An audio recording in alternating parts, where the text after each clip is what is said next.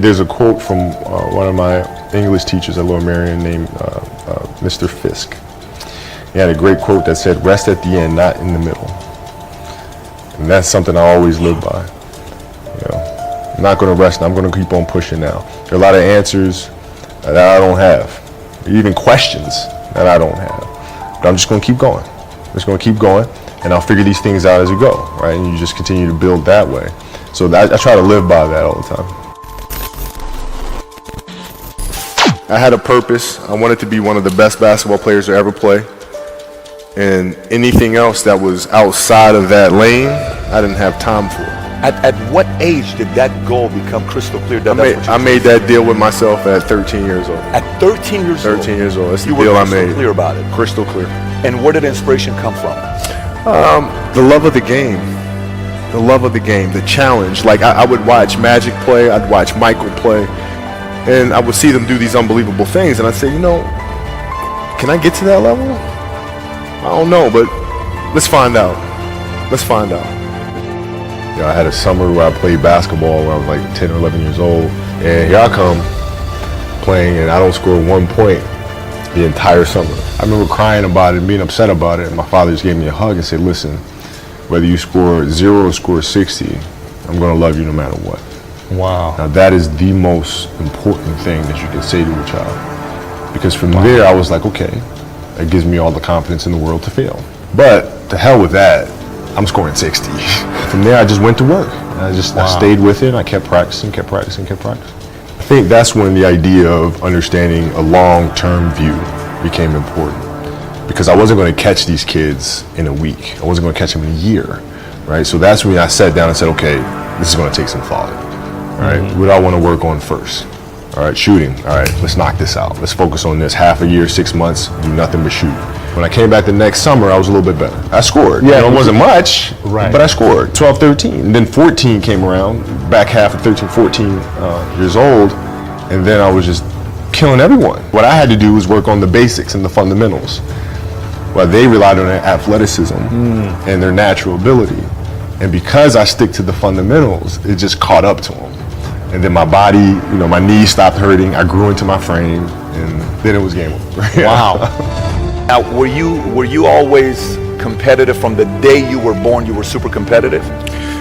Competitive with things that I participate in. So I'll put it to you this way. So like, you know, basketball for me was the most important thing.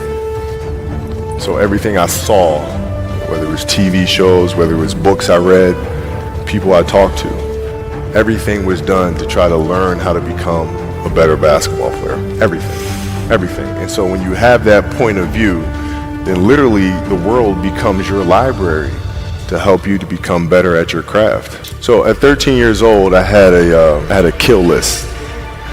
And so, you know, they used to do these rankings. It was Street and Smith basketball rankings. And I was nowhere to be found because I was like 6'4", scrawny, like 160 pounds soaking wet. So I was like 57 on the list. And so I would look at 56, 55, all the way up to number 1, who these players are.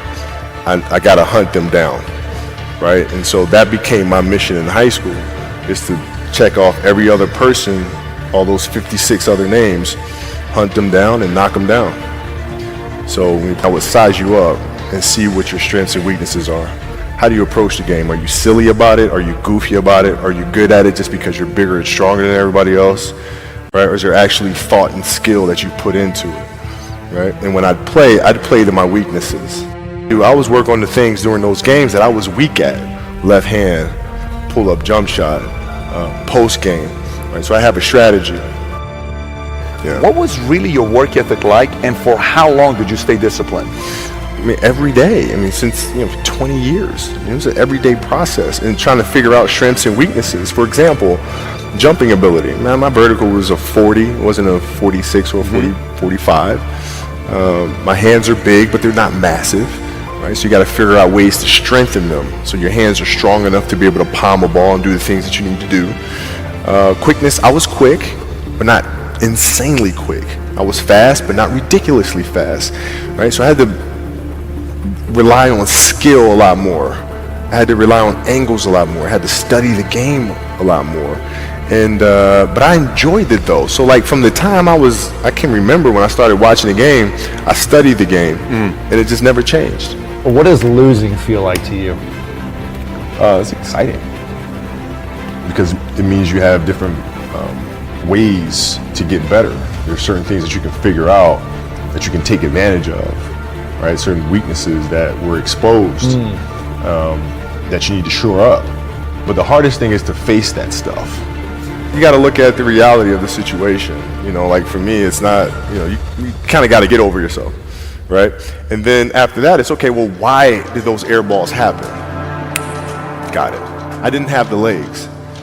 So I look at it with rationale and say, okay, well, the reason why I shot air balls is because my legs aren't there. I go, well, next year they'll be there, right? I got to get stronger. You have to do the hard stuff and watch that game and study that game to not make those mistakes over and over again. You got to deal with Face it. You got to deal with it. Face it, learn from it. And it sucks to lose. Right. You don't want to have that feeling again, do you? Right? So you got to really study it, face it. And not to say you'll win the next time you face it, but at least you'll give yourself a better chance. Yeah. It's an obsessiveness that comes along with it. You want things to be as perfect as they can be, understanding that nothing is ever perfect. But the challenge is try to get them as perfect as they can be. And what can you do? It's in your control. So control what you can. I don't know if that's what you call the Mamba mindset, but how did you develop that? And when did it start? It started in middle school and high school. Because a lot of the kids that I was playing against were inner city kids. Yeah. And so they're looking at me as if, okay, this kid's soft. They felt like they could try to be physical or try to intimidate me and do all this other stuff, which they couldn't. Right? You're trying to attack me. How am I going to attack you? How can I mentally figure out ways to break you down? How can I show you that, no, I have the edge? And what would you do to mentally break people down then? One of the things I would do is while everybody would be at the cafeteria eating and doing all sort of stuff, I'd just go back to the gym. And so that was my way of showing them, you're not going to outwork me. Wow. I see a lot of players take vacations with other players that are close friends. And just take vacations just to take vacations, or just hang out just to hang out. Like I never did that. But it was a Why not choice. though? Why didn't you do that? Well, because when I retire, I didn't want to have to say, I wish I would have done more. I don't want that. I played games with the flu. I played games with 102-degree fever, man. And we had a game against Toronto in 2000. And Vince was tearing the league up. My back was jacked. So I would be in the layup line like, okay, there's a lot of days where, you can rest and recover. Today ain't one of them. Your back can bother you any other day. That ain't bothering me today. He gonna have to see me today. You're playing against the Golden State Warriors. You're about to take your shot, and then all of a sudden, boom, Achilles happens. Friend of mine, Nima, he says, I have no clue how the hell this guy did it. He went and hit the free throws, and then you walked off the stage. How the hell do you tolerate that kind of pain? I use this. I tell this example, and I think this is the best way to explain it. You have a hamstring injury, you pull your hamstring really, really badly. You're at home, all of a sudden a fire breaks out in the home.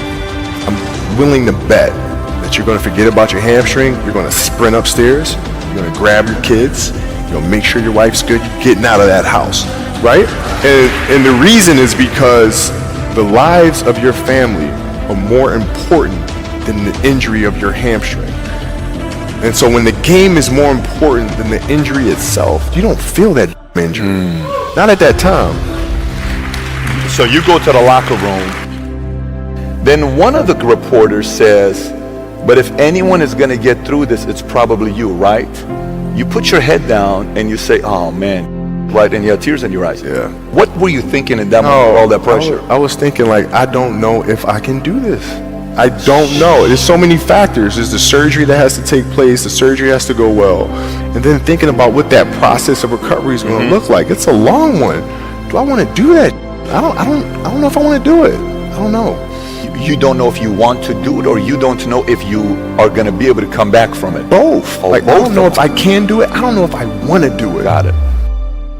when I went in the trainer's room, my kids are in there, and you know they're looking at you and stuff, and I'm looking at them, and I'm like, you know, it's all right, Dad's gonna be all right. As a parent, you gotta set the example. You gotta set the example. This is another obstacle.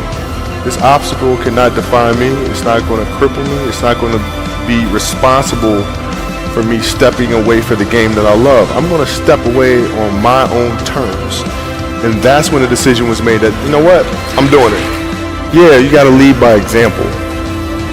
As parents, you gotta lead by example. If you want your kids to do whatever it is they want to accomplish in life, you have to show them. If you do the work, you work hard enough, dreams come true.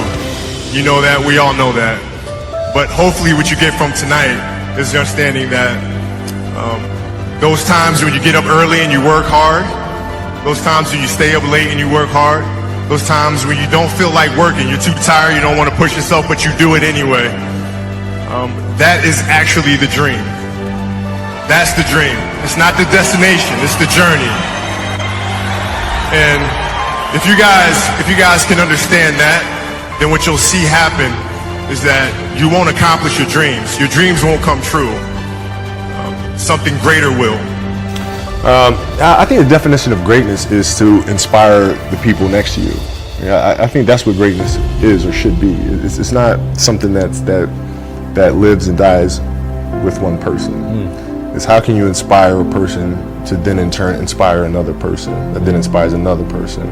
And that's how you create something that I think lasts forever. Yeah. And I think that's our challenge as people, is to figure out how our story can impact others and motivate them in a way to create their own greatness.